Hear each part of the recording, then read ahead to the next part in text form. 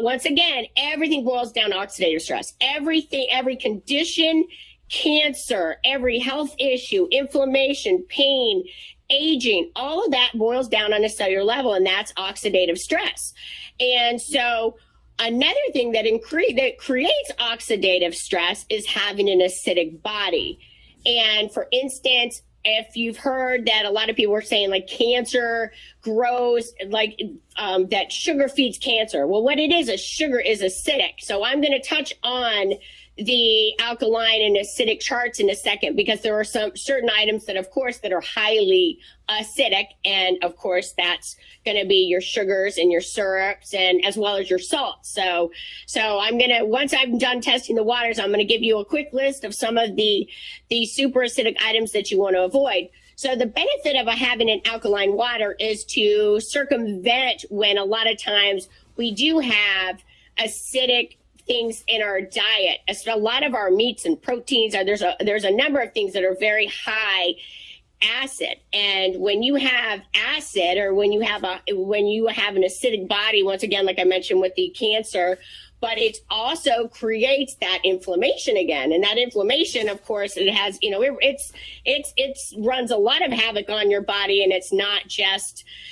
when most people think of inflammation, they think pain. But of course, like I said, excessive aging and everything else.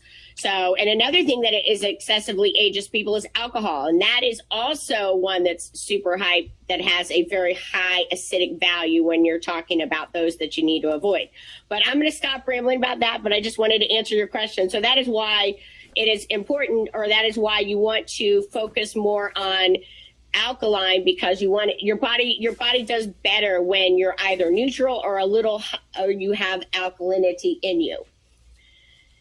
All right, so are you ready? So I'm going to test the Smart Water.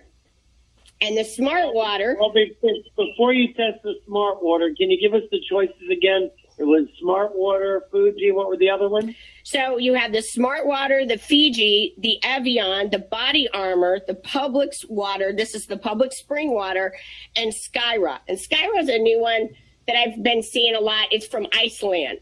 And it's spring water, but it's supposed to have a 8.88 pH. Okay, I think I'm going to switch my choice to the Fiji water. Okay, you are you? Okay, well, let's the games begin. Water is probably, out of all of them, we've got 3 here that look acidic, that are yellow, completely yellow, which means they're not alkaline at all. And the 3 that I'm getting is Smart Water, the Body Armor, and that was supposed to be, wait a minute, so when it's yellow, we're talking, that is more of a 6 pH. So we're looking at a 6 pH here for the Body Armor that says it's a 9 pH. So that one's not alkaline like it says it is. And we have the Body Armor is definitely acidic, and the Skyra water, and that's another one, supposed to be an 8.888. And that one's showing a yellow. Once again, that's within the 6. It's between the 5s and the 6, which is going to be more acidic. But here we go. Our winners are Publix Spring and Evian. Evian has Publix Spring by just a tad. But out of all of these here, the highest one is going to be the Evian is the highest alkalinity. So it's going to have your highest pH. Then we've got the Publix Spring, and then after that is the Fiji. So you got third. I'm happy with third. I'm happy. I like 3. Yes. That's a position for me. And I've been testing for a while, and I have to admit the Publix and the Evian have definitely been consistent. And I don't know where the cameras are. This kind of moved around, but as you can see, we've got, for those that can see, we got the Publix and the Evian.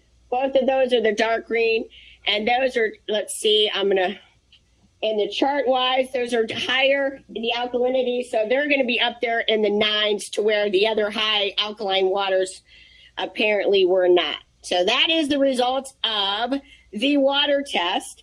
And if anybody wants to, they have a favorite water that they drink and they're curious and they want to see what the results are, please go to Shine MG Bright Show And underneath, have a comment and let me know what waters you want me to test. So if you're drinking a favorite water and you want me to test it next week, go ahead and please comment down there so I can see. So now I want to mention when it comes to why it's important and what things you can have that are going to increase your pH. And right now I'm going to first mention the acidic factor, where the certain items that are super high, highly acidic foods that either you're going to want to avoid or you're going to want to have something that's going to combat that. And that's why a lot of times your alkaline waters are going to be beneficial. Or for instance, and that's another thing I want to mention is because, so when I'm mentioning right now, the highly acidic foods are alcohol, beef, cocoa, coffee. Coffee is my thing. And because I do have the coffee, I want to circumvent that so I can keep a more neutral or even more higher towards the alkaline level. So because of that, or if I want to have my juices or something that is more acidic, I've actually started drinking chlorella, and this is chlorella powder. And out of all the ones I've found, I've tried different tablets and everything, but this is the Terrasol Superfoods, but this is an organic chlorella powder, and it's cracked cell. So that means it reaches on a cellular level, and it is more bioavailable, like we've talked about before. But the thing with this one is that this is coming from Taiwan. So it's important where you get your chlorella powder. So this is one that I would recommend. But it definitely, I've noticed if I drink the coffees or have something that would be higher acidic, I definitely notice that it helps. Now, when it comes to pH, it's not in having your body more alkaline or just to make sure you're neutral. You don't want to be in an acidic state, as it's not only just what you eat. Because, and it's also, as I mentioned before, John, remember we were talking about going to the beach is to relax, because when you are stressed, that in itself, not only does it create oxidative stress, of course, but it actually increases your acid level in your body. So, and when you are acidic, you have all kinds of issues, digestive issues, and once again, the inflammation, the excessive aging, all the other things. So that is why it's so important. That's why I'm focusing on the pH levels when it comes to your health. But I'm going to go ahead and finish some of these items here that you're going to want to avoid. And that's going to be your artificial sweeteners, your syrups, your candy, of course, all the sugars here. And then, of course, your syrups and your jams. And then the animal, and a lot of these, the animal seafood, a lot of these are super high. And when it comes to being acidic, and that we're talking our deli meats, our eggs, our farmed fish, our sardines, any shellfish, tuna, canned things. So kind of like I said before, if you got your two spectrums, if it's something has high in salt or high in sugar, generally you're going to be more of in an acidic level. And then of course you've got your fried foods. And the one thing when it comes to that is acidic that would really surprise me, and this is on a highly acidic chart, and this is mushrooms. That was the one that kind of surprised me, because a lot of times people would think that being more alkaline. But now when I mentioned the things that you want to avoid when it comes to the high alkaline foods that you're going to want to have more of, that's going to be your alfalfa, your broccolis, of course. A lot of your dark greens are going to be high alkaline.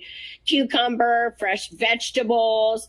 You're going to want vegetable juices. Wheatgrass, of course, that's another one that's super alkaline. But so you either have the chlorella or the wheatgrass, which really can help, especially if you're eating things that may be too acidic and you're wanting to circumvent that.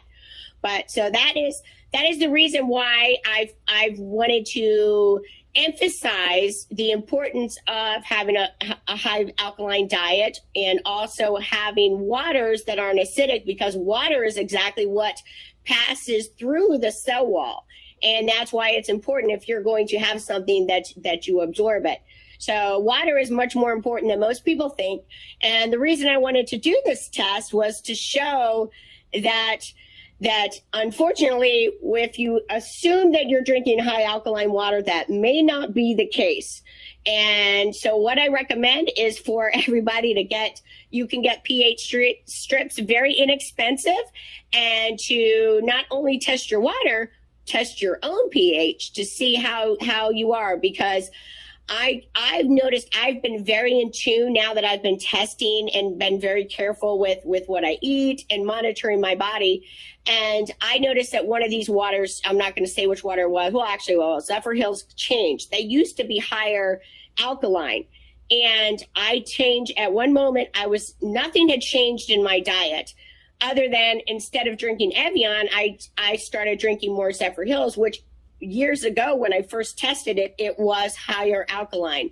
And I noticed I started feeling, I was, once again, like the inflammation, I almost felt like my blood was poisoned, and I couldn't understand what changed. And sure enough, my body was acidic, and I tested it, and the water I was drinking was no longer alkaline. So water does really make a difference. So that is why it's important. That's why I find it very beneficial. And also I feel like the listeners really need to know that don't assume if you pick up one of these waters, what it says may not really be the case. So I recommend everybody to grab some pH strips, test your water, test yourself too, to make sure that you have a healthy pH, because it really is going to be beneficial for overall health and well-being, anti-aging, as well as just feeling the best that you could possibly feel. So in addition to having a nice, healthy diet, keep those walks going,